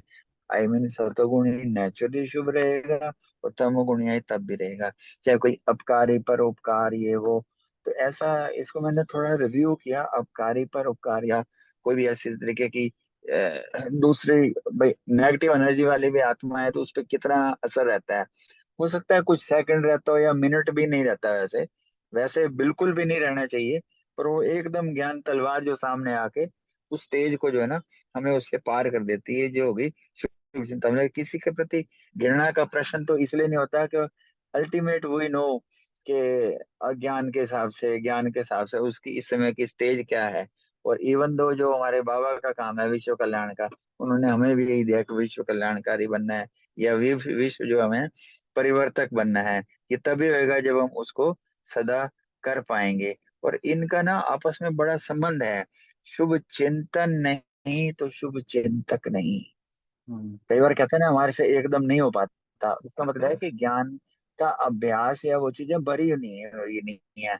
अगर वाकई जैसे बाबा कहते हैं ना दिन भर विचार सागर मंथन चलता रहे या जो है ज्ञान माइंड में टपकता रहे जो भी चीजें सामने हैं, तो शुभ चिंतन का ये भी ले सकते हैं ना कि जैसे आज का एक स्लोगन था ना कि हमारा जो है समय संकल्प और बोल की एनर्जी ना जो व्यर्थ से बेस्ट होएगी तो हम शक्तिशाली बनेंगे। 2005 बार ये किया, फिर इससे निकल के आया शुभ चिंतक। भाई जो भी आत्मा सामने आई हमने प्लेटफॉर्म लिया कि मैं शिव शक्ति हूँ, क्या कर रही है शक्तिशाली भाव। भाई हर आदमी को शक्ति सबको चाहिए, शक्तिशाली भाव। जस्ट एक एग्जाम्पल की मैं बात कर रहा हूँ। तो ऐसे जो शुभ चिंतन हमें हर रोज मिलता है और शुभ चिंतक उसका रिजल्ट ही शुभ चिंतक है, तो वो होता रहता है ना। तो अल्टीमेटली ना फिर किसी के प्रति भी कोई ऐसा वैसा नहीं आता।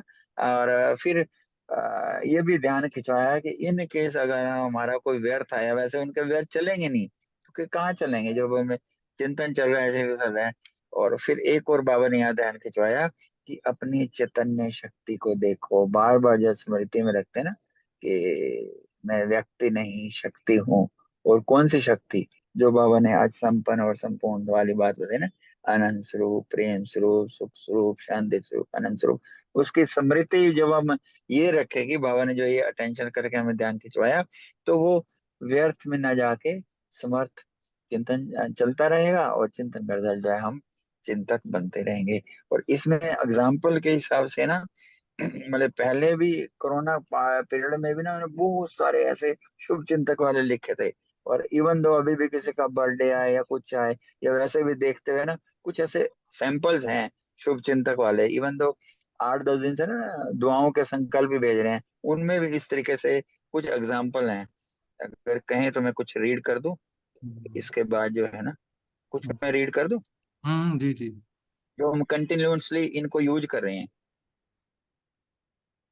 जैसे एक ये था, कुछ थोड़े दिन पहले मैंने भेजा था कि सभी के लिए भी हम ऐसी दुआ करते हैं कि सदा सुख शांति से भरपूर रहो, सदा तन मन धन से रोग मुक्त रहो, सदा हर परिस्थिति में परमात्मा के साथ से निर्भय रहो, सदा शक्तिशाली रहो, सदा मंगलमय घटनाओं के साक्षी बनो, सदा जो है हर एक के दुख दर्द समाप्त हो जाएं, हर एक आत्मा जो है से निस्वार्थ प्यार हो जाए, सदा हर एक के लिए शुभ भावना शुभकामना रहे, सदा अपने श्रेष्ठ संकल्प और श्रेष्ठ कार्य से परमात्मा दुआओं के पात्र बन जाएं, और सुख शांति के अधिकारी बन जाएं। एंड मैनी मैनी मोर में था, 100,000 हंड्रेड्स ऐसे कितने कैंडेज हैं इसी तरीके से, और भी मैनी मोर हैं इस पे, क्योंकि कंटिन्यूस भगवान के महावाक्यों से हम ये चीजें लेते हैं, पर अटेंशन देके कलेक्शन करते हैं, तो सर्टेनली ये वर्क करती हैं। Thank you very much.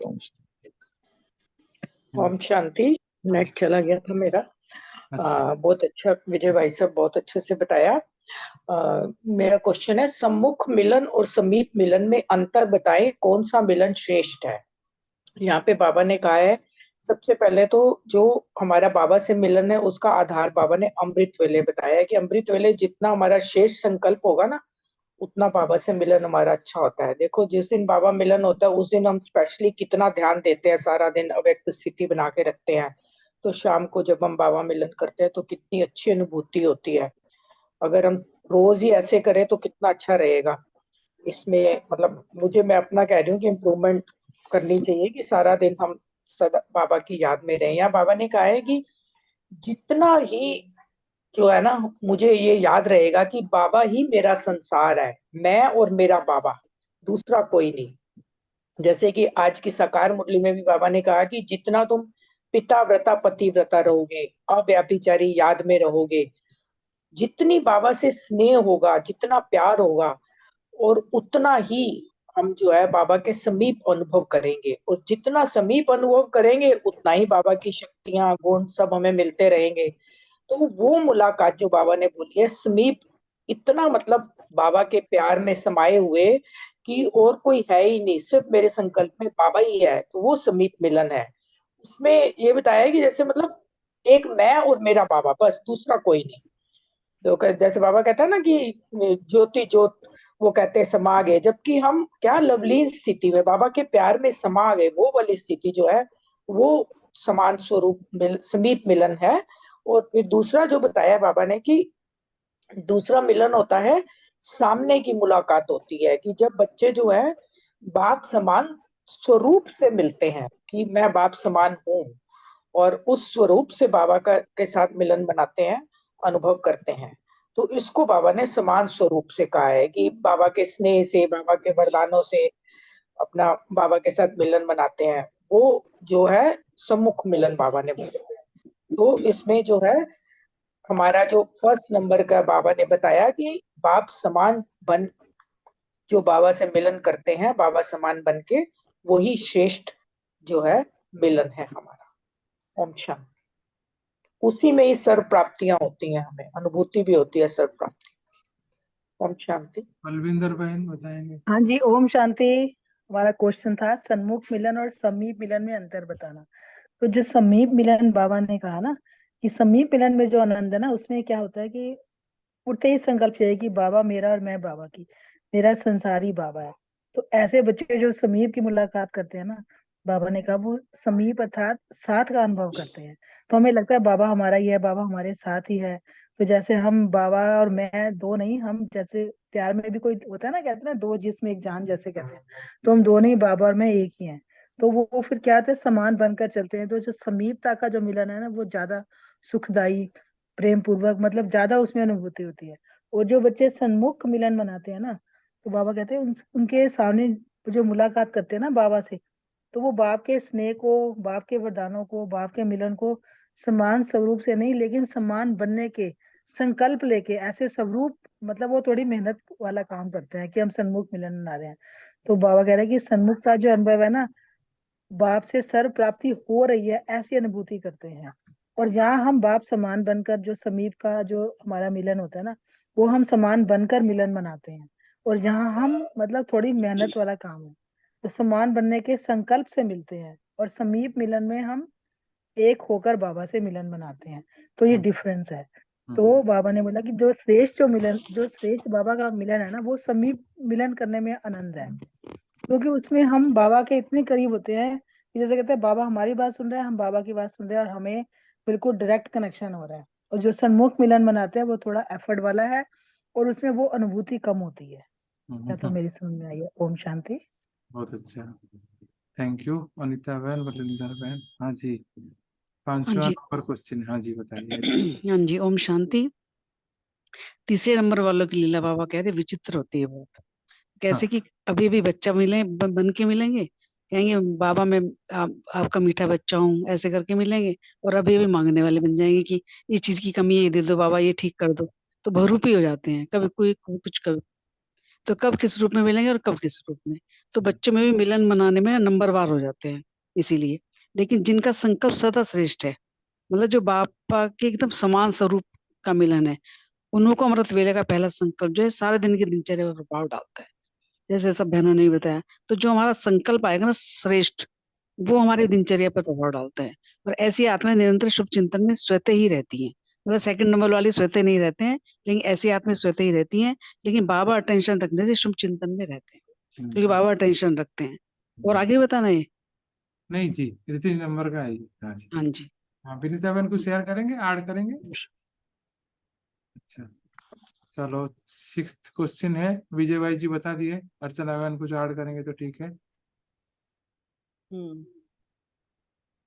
ओम शांति। शुभ चिंतन में रहने वाला शुभ चिंतक आत्मा। तो शुभ चिंतन तो जैसे सबने बता ही दिया, जो श्रेष्ठ संकल्पों में हम रमन करते हैं स्व के प्रति। विजय भाई ने भी बताया कि मुरली के पॉइंट्स का चिंतन, या क्या क्या हमारी प्राप्तियां हुई, क्या क्या खजाने मिले, वो खुशी के संकल्प जो अपने लिए हम रचते हैं, वो शुभ चिंतन है। वो जो बाबा ने बताया कि आप अमृत वेले जो आदि समय पे श्रेष्ठ संकल्प करते हो, जैसे मैं भाग्यवान आत्मा हूँ, मैं पद्मा पदम भाग्यशाली हूँ, मैं खुशनुमा खुश नसीब आत्मा हूँ। तो ऐसे अगर हम संकल्प जो रचते हैं, वो शुभ चिंतन है।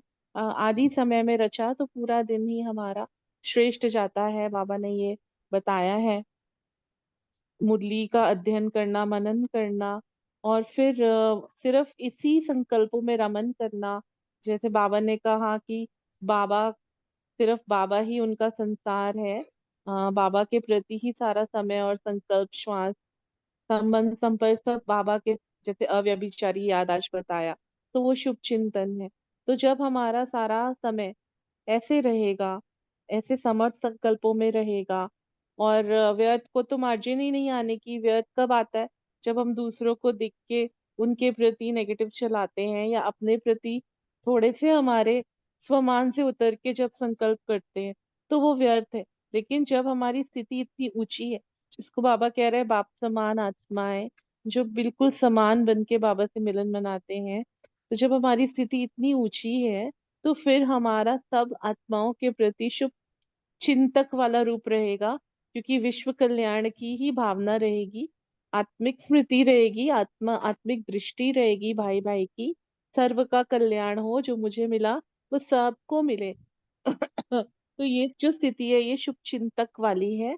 तो ऐसी आत्मा सदा स्व के प्रति और सर्व के प्रति सदा श्रेष्ठ संकल्पों में, समर्थ संकल्पों में ही उसका समय, श्वास और तपस्या भी उसी तरफ ही जाएगी।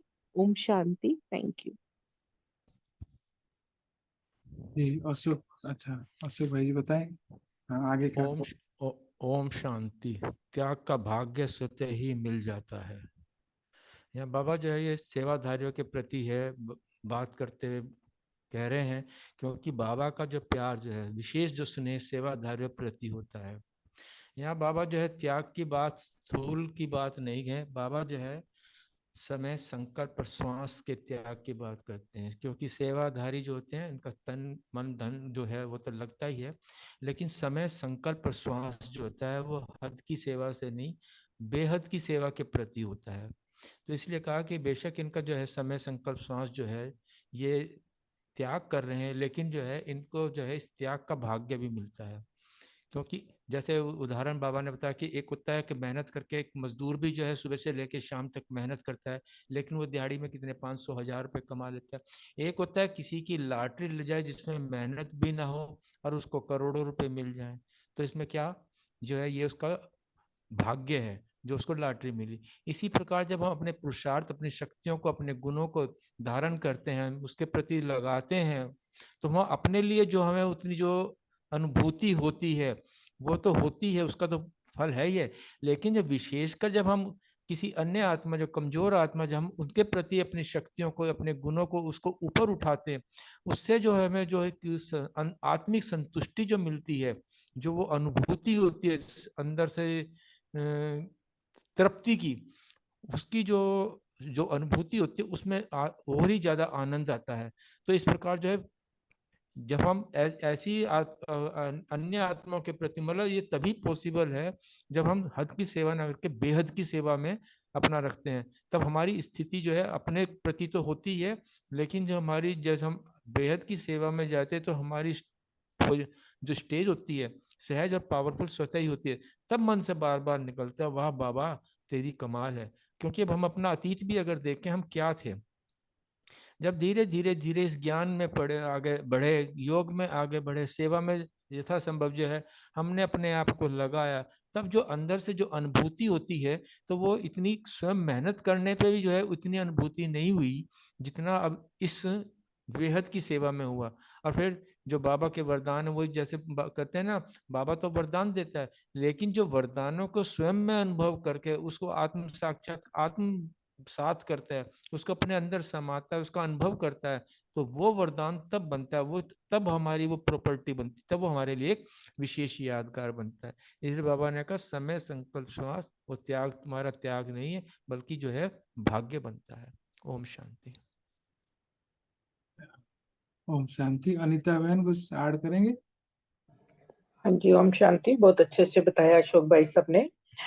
इसमें यही है कि बाबा ये कह रहे हैं कि जितना जितना हम अपने शुभ संकल्पों में स्थित होके अपनी शक्तियों और गुणों को पहचानेंगे और उसको अपने प्रति तो यूज करते ही है, दूसरों को उसकी अनुभूति जब कराते हैं ना, तो वो जो खुशी प्राप्त होती है, कोई आत्मा जब इतनी आगे बढ़ती है तो वो ऑटोमेटिकली वो जो है ना विशेष सहयोग बाबा का भी मिलता है और परिवार का तो मिलता ही है। उससे एक आंतरिक खुशी जिसको बोलते हैं ना, जिसमें मेहनत नहीं करनी पड़ती, योग आपका ऑटोमेटिकली लगता है, क्योंकि आपने किसी का योग बाबा से जुड़वा दिया है ना, बाबा का बच्चा बना दिया। कितनी खुशी होती है, आंखों में चमक आ जाती है कि किसी को कोर्स कराया, वो रेगुलर आ रहा है और वो आगे बढ़ रहा है।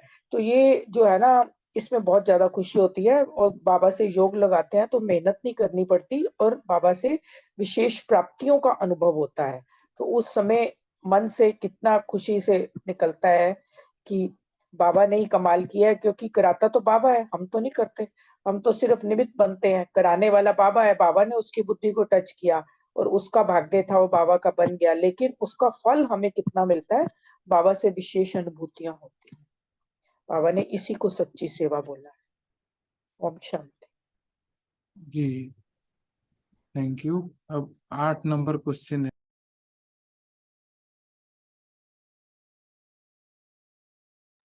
ओम शांति। नंबर का आधार है न्यारे बनने पे। बाबा नंबर वार पुरुषार्थ अनुसार सबको याद प्यार देता है। कभी कभी मुरलियों में आता है तो नंबरवार माला का मणका कैसे बनते हैं, क्योंकि बाबा बच्चों की माला सुमिरण करता है। तो वो कैसे बनता है, जितना जितना हम न्यारे उतने बाबा के प्यारे बनते जाते हैं। न्यारे को बाबा ने जो फर्स्ट चैप्टर है आत्मा का, वो बाबा ने कहा वो पाठ पक्का जितना रहेगा उतना न्यारे बनेंगे। न्यारे का अर्थ है कि मैं आत्मा इस देह के द्वारा कार्य करा रही हूँ। जो हम पहले चैप्टर में किसी कोर्स कराते हैं तो यही बताते हैं कि मैं शरीर नहीं हूँ, मैं आत्मा हूँ, और मैं आत्मा मालिक बन अपने कर्मेंद्रियों से कर्म करा रही हूँ। रूलिंग कंट्रोलिंग पावर मेरे हाथ में है। तो ये न्यारेपन की जो स्मृति है, ये कितनी मुझे रहती है दिन भर में, उसके उस अनुसार मैं अपना नंबर भी जान सकती हूँ। तो बाबा ने यही कहा कि जितना जितना हम न्यारेपन का अभ्यास करते जाएंगे, देही अवस्था, देह में रहते हुए भी मैं देही आत्मा ये कर्म कर रही हूँ, करावनहार की करावनहार मैं आत्मा हूँ, करने वाली मैं आत्मा हूँ। जब ये चीज मुझे सुमिरण रहेगी, याद रहेगी, स्मृति में रहेगी, तो देह के भान से मैं न मतलब दूर होती जाऊंगी, और अशरीरीपन भी मेरे लिए इजी होता जाएगा। तो उतना उतना ही बाबा के हम प्यारे बनते जाएंगे। न्यारे बच्चों की ही माला बनती है, ये बाबा ने कहा। तो इसको पक्का करना है कि ये मालिकपन का, सर्व खजानों का जो मालिकपन का नशा भी तभी रहेगा जब हम इस स्थिति में स्थित रहेंगे।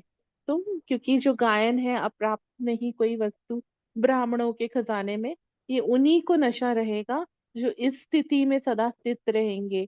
और पा लिया जो पाना था, जो की अनुभूति ब्रह्मा बाबा की गीत द्वारा बाबा ने की, वो स्थिति सदा कायम रहेगी। ओम शांति।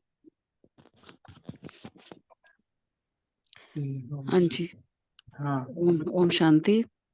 आज सोमान का नशा बताया ना आपने, बोला कि सदा अपने स्वभाव की सीट पर सेट रहते हुए बाबा पूछ रहे हैं, और सोमान की सीट कौन सी, कि ऊंचे ते ऊंचे बाप के ऊंचे बच्चे और ब्राह्मण हैं।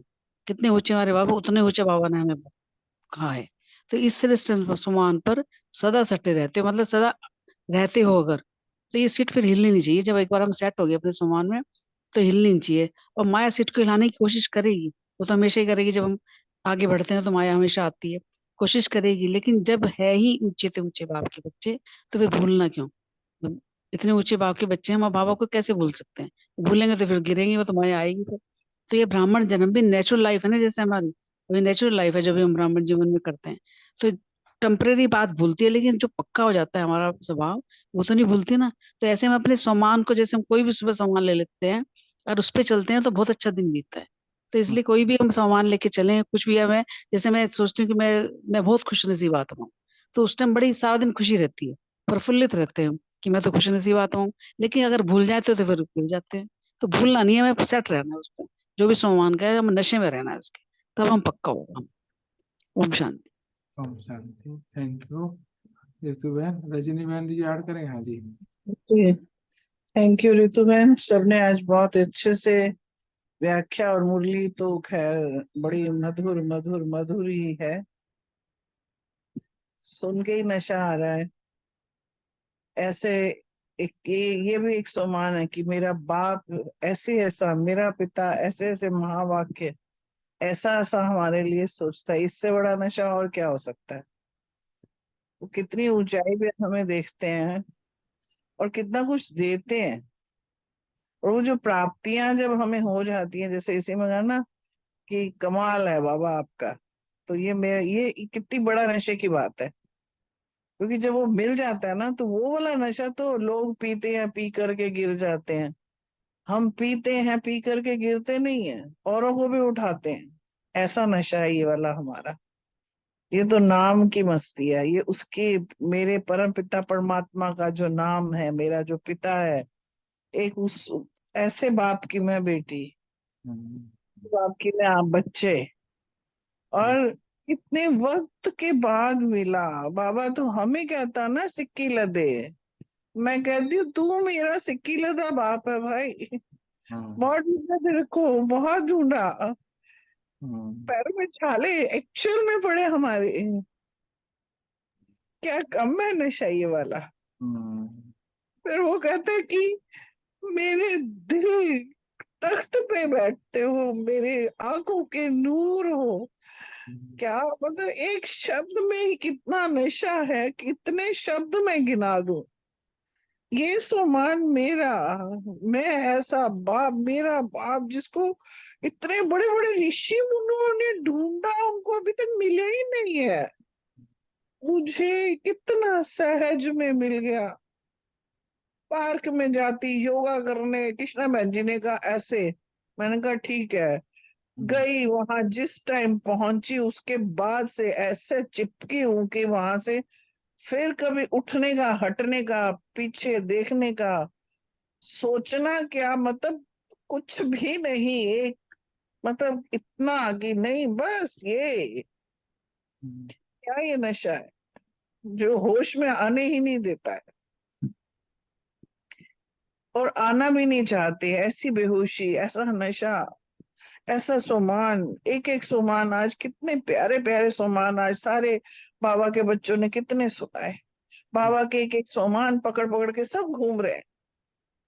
सब आत्माओं ने आज कितने प्यारे प्यारे बाबा के सोमान बोल बोल के नशा और कई गुना कितने जाम दिलाए आप लोगों ने। कल की मुरली में तो मुझे लग रहा था बाबा मेरे घर में बैठा विराजमान आया। सच में ये फील हुआ, आप सबको भी जरूर हुआ होगा। रोमांचित हो रहे थे हम। ये नशा, ये सोमान है मेरा, मेरी ये सोमान है मेरा बाप, बस मेरा पिता। ओम शांति। थैंक यू रजनी बहन। सुमन बहन ज्वाइन किए हैं बहुत दिन के बाद, सुन पा रहे हैं? अनम्यूट करके भी बता सकते हैं। अच्छा ठीक है, सुमन बहन बहुत दिन के बाद ज्वाइन हुए हमारे साथ। आगे तो अशोक भाई जी, आपका भी 10वां क्वेश्चन। अनम्यूट नहीं हुआ भाई साहब। हाँ जी। ओम शांति। शुभ चिंतन से तो वही जैसे बाबा ने बताया है ना, ये कि जब हम किसी के प्रति जो शुभ चिंतन करते हैं, तब जो शुभ चिंतन, जो पहले जो है शुभ चिंतन करेंगे तभी शुभ चिंतक बन पाए, जैसे अभी विजय भाई ने भी बताया था। तो उसके लिए जो है बाबा यही कहते हैं कि सबसे पहले तो अपने व्यर्थ संकल्प जो हैं उनको ही खत्म करना है। जब हम अपने व्यर्थ संकल्पों को, बुद्धि जो है अधिकतर हमारी जो लीकेज होती है व्यर्थ संकल्पों में ही होती है, तो उसमें हमें अपने व्यर्थ संकल्पों के ऊपर जो है अपनी कर्मेंद्रियों पर ध्यान रखना है। जब हम, और स्वमान की सीट पर हमें बैठ के रहना है।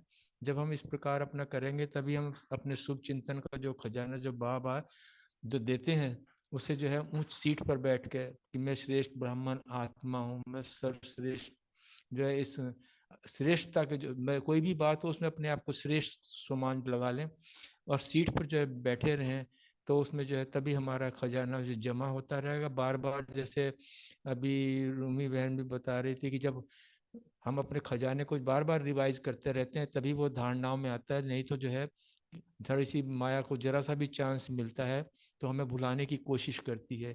इसलिए हमें जो भी कोई वरदान मिलता है या कोई सम्मान मिलता है उसको बार बार जो है उसका सुमिरन करना है, तो उसमें जो है जब वो चीज़ हमारी बन जाएगी तब हम, जब हम ऐसे आसन पर बैठ जाएंगे, फिर जिस भी आत्मा के प्रति बेहद की सेवा के खास विशेष तौर पर मेरा जो लक्ष्य वही है कि बेहद की सेवा के लिए जब हम उसके शुभ कामनाएं देंगे, उसको शुभ भावनाओं के साथ शुभ कामनाएं रखेंगे, तभी वो फलीभूत होती है। उस हद के लिए जो है वो इतना असर नहीं करती है। मेरा अपना यह अनुभव रहा है, जब हम बेहद की सेवा में होते हैं तो वो तब ज्यादा खुशी होती है। ओम शांति। अच्छा थैंक यू। आगे 11 नंबर क्वेश्चन रजनी बहन, विनीता बहन, दोनों के लिए है जी। जो शस्त्रधारी होते हैं वो सदा निर्भय होते हैं। ओम शांति। पता क्या होती है कि जब माँ बाप के पास हम बैठते हैं ना, तो माँ बाप पहले हमें सुरक्षा कवच पहनाते हैं, मेरे बच्चे को हिदायत देते हैं ऐसे कहीं चोट ना लगे, कुछ ना हो। तो बाप ने हमें वो शक्तियां दे दी, ये कवच है हमारा। जो भी माया शत्रु है हमारी, तो जब हम वो डाल लेते ना तो निश्चिंत होके जाते हैं। आप लोगों ने भी देखा होगा कि जब नेता जाते हैं बाहर तो उनको जैकेट्स वगैरह डाली जाती है जिसके ऊपर कोई गोली असर ही नहीं करती है। तो बाप ने भी हमें ऐसी शक्तियां दी हुई हैं, और वो शक्तियां जब हम धारण कर लेते हैं तो माया चाहे कैसी भी किसी भी रूप में आ जाए तो वो हमारे पे असर नहीं करती और हम निश्चिंत होते हैं। और दूसरी बात ये सबसे बड़ी हमारी सेफ्टी है कि हम किसकी छत्र छाया के नीचे हैं, वो सबसे बड़ा क्वच है। चाहे आप स्टोरी मानो चाहे कुछ भी करो, कि अगर श्री कृष्ण अर्जुन के साथ थे तो वो रथ चला रहे थे और वो चल रहा था, सेफ था वो, निश्चिंत होके बैठे हुए अर्जुन ने अपना सारा युद्ध लड़ लिया इसी आधार पे। और वो जब अहंकार आया भी कि भाई मैं कर रहा हूं, तो जैसे ही श्री कृष्ण उतरे तो वो कितना नीचे चला गया था। ये हम सब ने सुनी हुई है, ये हमारे एग्जाम्पल्स हैं। अगर हम कहें कि मैं जहां आ जाता है तो वहां फिर हम मात खाते हैं, मगर जब हमने ये शस्त्र पहने हुए होते हैं, हमारे पास हैं, तो हम निडर होते हैं कि हमारे को माया छू नहीं सकती, माँ बाप हमारे साथ है, उसकी शक्तियां हमारे पास हैं, तो फिर डर किस बात का, तो निर्भय रहते हैं। ओम शांति। जी थैंक यू रजनी मैम।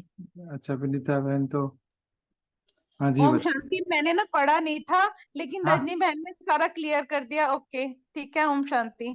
नहीं पढ़ लेना आप बाद में, अपने लिए पढ़ लेना वाले, हमारे लिए नहीं। जी हाँ। जी जी ठीक है। ओम शांति। आजकल जो सुबह का वो अभ्यास नहीं चल रहा है सुबह वाले क्लब में, के बाप समान बाबा आते हैं करते हैं, तो आज भी हाँ बाबा ने कहा है। तो ये बहुत बड़ा कवच है, सिंपल ही बैठे हैं, बाबा को बुलाए, सामने आए, सिर पे हाथ रखा, बाप समान भाव, फिर देखो फीलिंग 5 7 8 10 बार सुबह का चल रहा है ना अभ्यास। दिस इज रियली वंडरफुल कवच फॉर एवरीवन। हम्म, हाँ। बलविंदर बहन आप अपना। हाँ जी ओम शांति। मेरा क्वेश्चन है कि पुरुषार्थ में स्पीड तेज क्यों करनी है? क्योंकि अभी जो समय चल रहा है पुरुषार्थ के लिए, संगम का जो समय थोड़ा सा रह गया है, बाबा ने बोला कि अभी जितना हमें अपनी स्पीड तेज करनी है ना, कर कर सकते हैं। अगर अभी हम नहीं अपना पुरुषार्थ करेंगे, स्पीड तेज नहीं करेंगे, तो फिर बाबा कहता है कि वो दिन पश्चाताप के हो जाएंगे कि हमने अभी अपना जो पुरुषार्थ है क्यों नहीं किया। तो बाबा ने कहा अगर अब नहीं करेंगे तो फिर कब नहीं, क्योंकि पूरे कल्प में संगम युग का ही टाइम है जब हमें बाबा स्वयं आके पुरुषार्थ करवा रहे हैं। बाप टीचर सतगुरु तीनों रूप से हमें पढ़ा भी रहे हैं, पालना भी कर रहे हैं, और हमारी सदगति भी करने के लिए हमें इतना सम्मान देते हैं बाबा रोज। तो बाबा ने कहा कि अब जो है सारा समय कंप्लीट हो रहा है, पूरा कल्प का जो चक्र है वो कंप्लीट होने लगा है, तो अब घर चलने की तैयारी करनी है। तो हमें संपूर्ण और संपन्न और हल्के होके जाना है ना घर, कि ऐसा ना हो कि हमारे जो कर्म हो गए वो रहे हुए हों, तो फिर हमें दोबारा इस कलयुग में जन्म लेना पड़े। तो बाबा ने कहा अभी अपने इस पुरुषार्थ की स्पीड तेज करेंगे तो हम निर्विघ्न संपन्न होके हल्के होके घर जाएंगे। हमें जो है वो धर्मराजपुरी में रुकना नहीं पड़ेगा। तो इसलिए हमें अपनी स्पीड जो है वो तेज करनी है, ताकि हम हल्के होके अपना कर्म भोग सब चुकतू करके हिसाब किताब क्लियर करके वापस अपने घर जाए। ओम शांति। जी बहुत सुंदर। हाँ जी मीतू बहन बताइए। ओम शांति। अ, धर्मराजपुरी कस्टमपुरी है, मतलब जैसे संगम की समाप्ति के बाद जब सब आत्माएं मच्छर सदृश से बाबा के साथ जाएंगी उड़ती हुई, तो रास्ते में धर्मराज की कस्टम ना भरनी पड़े, वहां ना रुकना पड़े, उसके लिए हमें अभी अपना बैग बैगेज समेटना है, पूरी तैयारी करनी है घर जाने के लिए, प्रिपेयर करना है अपने आप को अच्छे से, कि बैग बैगेज में कुछ भी छुपा कर हम ले जा तो सकते ही नहीं है। चाहे वो कोई भी विकार हो, विकार का अंश हो, उसके अंश को वंश सहित सब कुछ समाप्त करना है अभी के अभी, बाबा की योग अग्नि से जलाकर उसको भस्म करना है, क्योंकि बैग बैगेज में कुछ भी छुपाकर हम नहीं ले जा पाएंगे। तो अगर ले जाएंगे भी, क्रोध का अंश भी अगर छुपा लिया, या कोई भी विकार का अंश छुपा लिया, सूक्ष्म या स्थूल कोई भी विकार का, तो हमें रास्ते में रुकना पड़ेगा। और अन्यथा अगर कुछ भी छुपाया नहीं है, सब कुछ क्लियर है, हमारा बैग बैगेज, उसकी निशानी है कि इस समय हमारी बुद्धि की लाइन क्लीन एंड क्लियर होगी, बाबा से योग बल जमा किया हुआ होगा, और बुद्धि एकदम नीट एंड क्लीन स्वच्छ है, तो मतलब हमारा बैग बैगेज क्लियर है। अगर हम अभी लाइट रहते हैं, आत्मा एकदम लाइट है, 1 सेकंड में उड़कर योग बल से परम धाम, सूक्ष्म लोक और तीनों लोकों की सैर कर लेती है, तो वो निशानी है कि आत्मा लाइट है और स्वच्छ है, बुद्धि मन बुद्धि साफ। तो उस पर हमें अटेंशन देना है ताकि हमें धर्मराजपुरी में कस्टम ना भरना पड़े, कोई भी बैग बैगेज सब कुछ यही क्लियर करना है। तो टाटा बाय बाय करते हुए धर्मराज को, और फिर आत्मा उड़ती हुई पूरी रिस्पेक्ट के साथ, पूरे सम्मान के साथ बाबा के साथ परम धाम जा सकती है। पासपोर्ट आदि इस समय हमें सब चेक करना है, बाबा ने कहा है। बैग बैगेज सब चेक करना है, चेक करके चेंज करना है। अगर कुछ रह गया है तो उसके लिए एक्स्ट्रा टाइम निकाल के योग बल से सुबह ओवर टाइम करना है। अमृत वेला 4 से 4:45 का टाइम जो है वो तो कुछ भी नहीं है। अगर जितना हमारा बैग बैगेज इतना ज्यादा है कि हमें ओवर टाइम करना ही करना है, कमाई करनी है, तो एक्स्ट्रा 2 बजे 3 बजे उठ के ना वो करना है। तो पासपोर्ट वगैरह सब चेकिंग करनी है। ओम शांति। जी, थैंक यू सबका। अभी बाबा को याद करके कुछ बोलना हो तो बोलिए, नहीं तो बाबा को याद करके एंड करेंगे 1-2 मिनट।